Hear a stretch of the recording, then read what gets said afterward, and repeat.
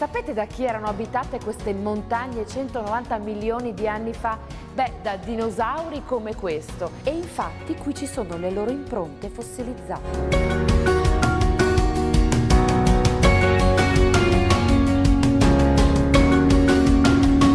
Adesso sto scendendo verso il covolo di Camposilvano, che altro non è che una cavità che si è formata in seguito al crollo di una grotta carsica, e pensate che scende fino a 80 metri di profondità.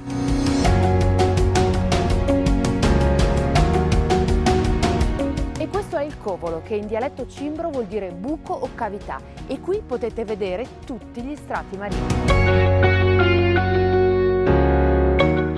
Questa è la pietra più importante dell'altopiano della Lessinia. Si chiama seice ed è a base di silicio, quindi è molto dura e anche tagliente.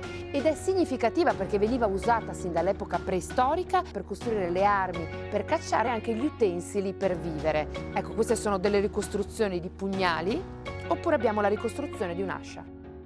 Il Parco della Lessinia ha la caratteristica di fare conoscere la montagna più autentica, quella selvaggia, riscoprire la nostra terra anche dal punto di vista paleontologico e archeologico, uno dei giacimenti fossili più grandi d'Europa.